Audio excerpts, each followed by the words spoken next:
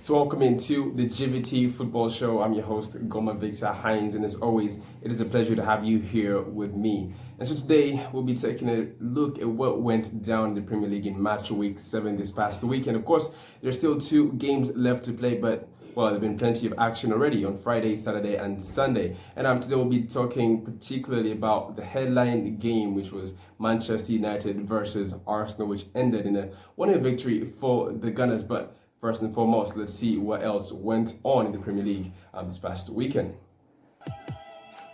So on Friday, Wolves got that 2-0 victory against Crystal Palace, taking them up to 5th in the league, just 3 points off the top of the table. And a wonderful performance and victory for Nuno Espirito Santo and his men. Manchester City go back to winning ways with a 1-0 victory over Sheffield United. They had to dig, they had to claw and get their fingers dirty, but at the end of the day, they got all the 3 points.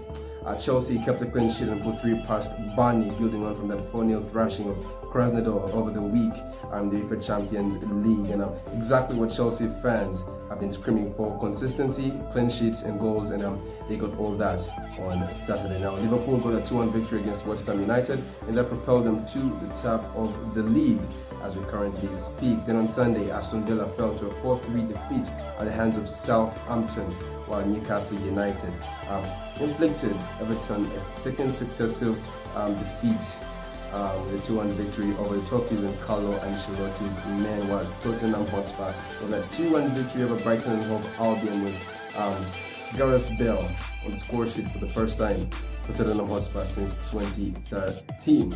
And of course, that game, Manchester United versus Arsenal at Old Trafford, where Mikel Arteta and his Gunners boys got a victory for the first time in 14 years in Manchester. So, wow, what a weekend it was. Thoroughly entertaining and, of course, quality English football. But as I said, we'll be talking about one game in particular, and that is Manchester United versus Arsenal. Now, we'll start off with Manchester United. What a disappointing performance this was. After defeating PSG, after getting that 5-0 victory over RB Leipzig, and of course that impressive 4-1 thrashing of Newcastle United, everybody thought that, you know what, Manchester United has finally turned a corner. But against Arsenal, they lost points and dropped points yet again. And after this defeat, Manchester United have failed to win any of their opening 4 top flight games at Old Trafford for the first time since 1972, in a campaign in which they finished 18th. Now, those are some pretty dire statistics over there if you're a Manchester United fan. But let's start off with the game in itself and try to analyze the game as we saw it. Now, from my perspective, Manchester United, as I said, were disappointing. But the players down there, they deserve to lose that game. There was no passion, there was no enthusiasm, there was no composure, there was no commitment. And yet, at the end of the day, they deserve to lose that game. And they only have themselves to blame. Now, as I said, momentum was with them. And looking at Manchester United, you look at this group of players and you have to think to yourself, and it's actually a fact, that this team can actually be one of the top 2, top 3 teams in England. But as we speak, they are currently 15th in the league table. And one thing about league tables is it does not lie. You have not been putting in the performances, you have not played as expected, and you are where you are supposed to be. And that's the case with Manchester United. And of course, it has to come back to, you know, who is really to blame. And from my opinion, it's got to be Ole Gunnar Solskjaer and the players themselves. Because for one, Ole Gunnar Solskjaer has looked largely inconsistent. In his 100th game, we still don't know exactly what Ole Gunnar Solskjaer is trying to do with this Manchester United squad. One moment he has this philosophy where he wants to go the 4-4-2. Next moment he wants to play 4-2-3-1. The other moment he wants to play 4-3-3. Like, let's look at this past couple of weeks. Against PSG, he had a back 3. Against Chelsea, he had a back 4. Against RB Leipzig, he had a diamond in the midfield. And then you look at this game, of course, he's playing a diamond. And it's down to he's trying to please all the big name players at Manchester United. And of course, you cannot do that. And someone gave a perfect description of this Manchester United side, and that is, this is a quality average team.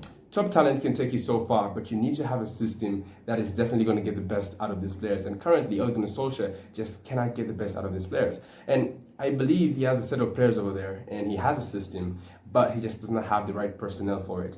That has been my opinion for quite some time now. He just does not have the right personnel to make his system work. But of course, there are some players in there that, no matter how big they are, no matter how much money they are, no matter how much they came in for, they just do not need to be on the football pitch.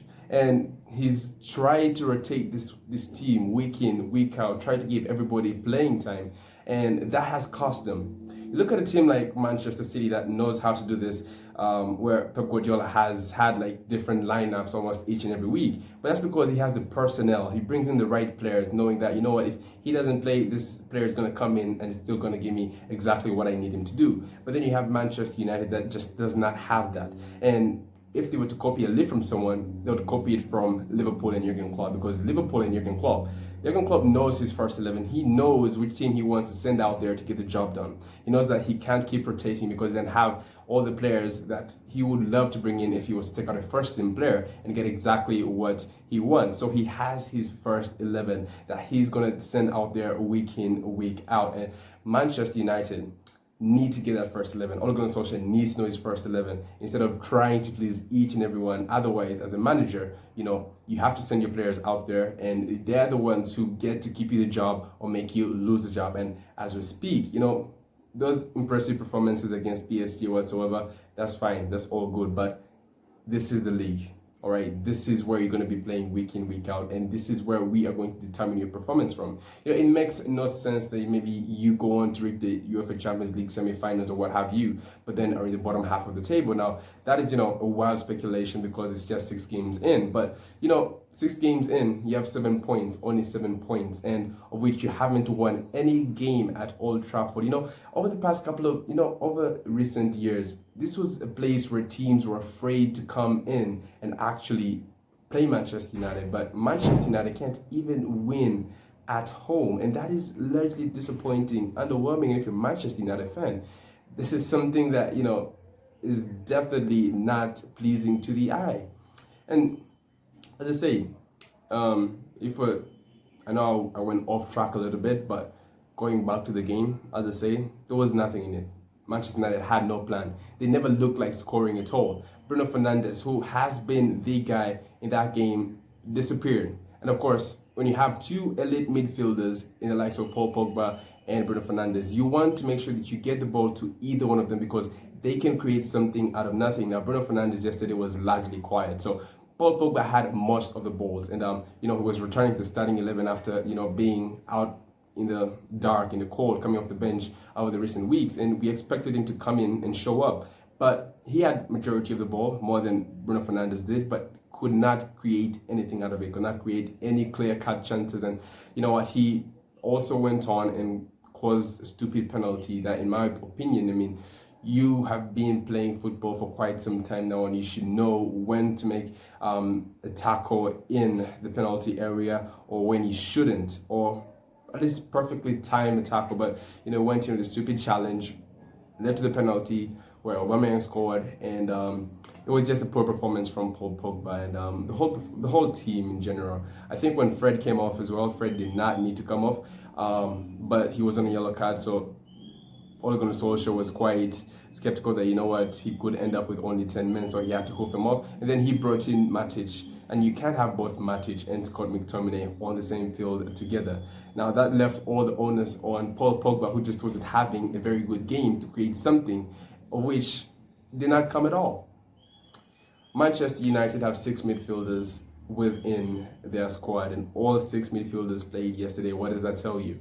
Ole Gunnar Solskjaer wants each and every one of these to play, yet you cannot give everyone, you can't put everyone on the same pitch in one game. You just cannot do that if you're a team like Manchester United. A midfield position is a pretty critical position, and if you keep switching things up, it's definitely going to cost you. When you look at what Arsenal and the Gunners did yesterday, Thomas Partey and Elneny ran that midfield. They dominated that midfield, and Manchester United just had no answers at all. They say a game can be won or lost in the middle of the park. For Manchester United, it was lost in the middle of the park. For Arsenal, it was won in the middle of the park. And of course, for all that Manchester United were yesterday, how abysmal, appalling they were, the same cannot be said for Arsenal because Mikel Arteta got it right. Mikel Arteta sent out his team out there. The players showed up. The players turned up, and it's what we've been seeing from Arsenal over the past couple of months, over the past couple of weeks, that they are elevating, they are progressing. There's definitely progression under Mikel Arteta. As I said, Ole Gunnar Solskjaer in his 100th game. We still don't know what he's trying to do with the club, but for Arsenal, Mikel Arteta, just a few months that he's been in there, 40 or so Premier League games, you can see there's a real change in culture and atmosphere around the club. Arsenal were largely criticized for not having enough intensity, for being lazy, for just, throwing games away. But these days, you looked at the game and they were pressing.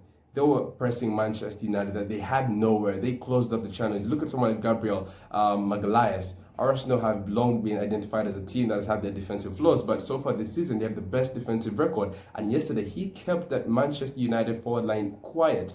He managed to shut out Marcus Rashford. He managed to shut out Mason Greenwood. And to me, he was the best player on the pitch, regardless of Thomas Partey putting in one heck of a performance yesterday. And of course, Arsenal in general had a very good performance, but in my opinion, Gabriel Magalhaes pulled off some pretty impressive tackles. His positioning was well, and he managed to give the notice to forward attackers of Manchester United that, you know what, I'm here, and if you are going to get past me, then you're going to have to do a lot more than what you're already doing.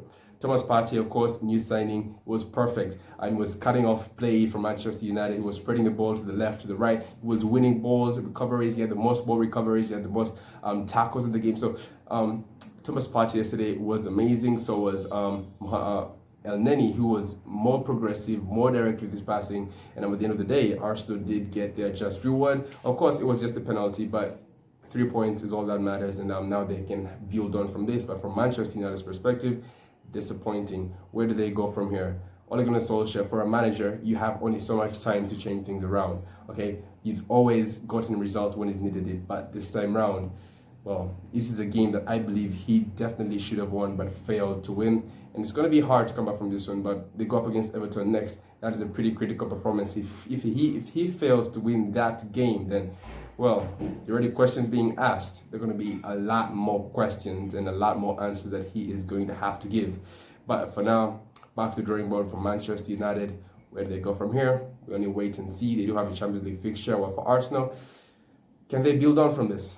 That is the most important question. We only have to wait and see.